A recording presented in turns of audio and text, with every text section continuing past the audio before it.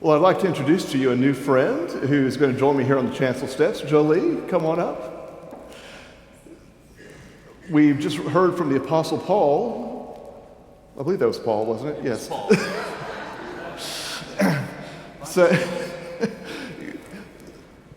reminding us that there are those for whom we give thanks when we pray, and I believe this is a new friend for whom you will also give thanks as we pray in the days ahead.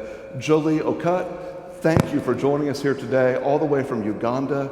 It is a privilege for us to have you with us here. And Jolly has a remarkable story to tell. Let me just tell you up front, we're going to skim the surface of it in this brief interview. If you are interested in learning more, you have two opportunities.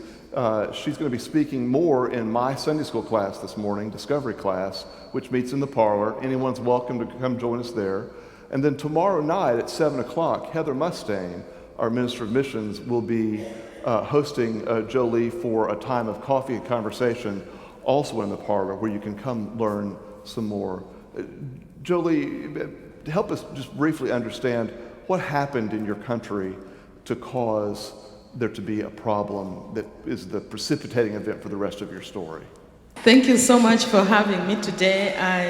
I feel so privileged. First of all, I would like to say Happy Mother's Day. I am a mother of 4 biological children and 4 adopted children. So I would like to answer briefly what happened in my country way back, I would say like 30 years ago, and is still ongoing, is that we had a war that mainly targeted children, and I was one of the victims who was abducted at the time of the war.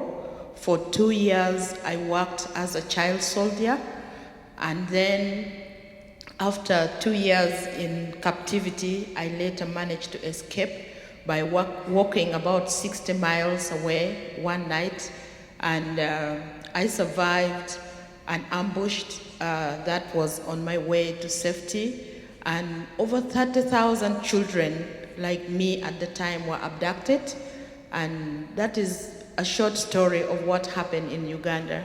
Yes, so child soldiers and child slaves all resulted from this. Tell us what you're doing now as a result of that, because there's a huge aftermath of this problem, right? Yes, I always say that, I always tell people that I feel I am one child that God favored, despite being in abduction, being raped multiple times by different commanders, and also the ambush that I survived, the vehicle that we were traveling in, most of the people died, but I came out without any bruise on my body.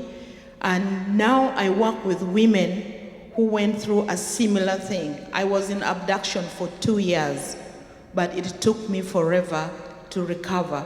But these women that I now work with, most of them were abducted and they stayed for 10 years. And all of them, majority of them are now mothers. And these children, most of them don't have their fathers alive, because these were children as a result of rape, as a result of forceful, like marriage with the rebel commanders.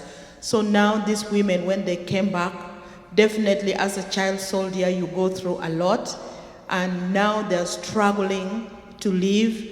And something that I always say I'm grateful to God about is that despite being in captivity for 2 years, I came back and I'm HIV negative.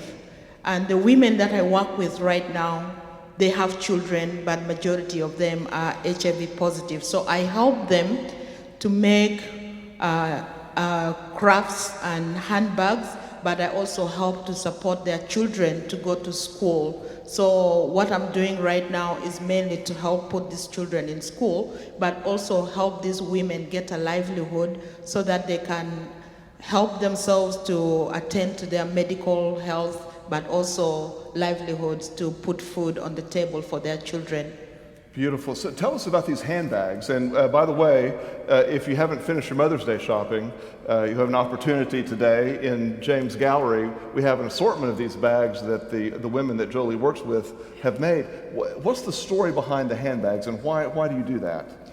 The story behind the handbag, I've been doing this kind of work for more than 13 years because part of my journey as a way of giving back and thanking God for keeping me alive and most of all, giving me a husband of my choice later and my own children.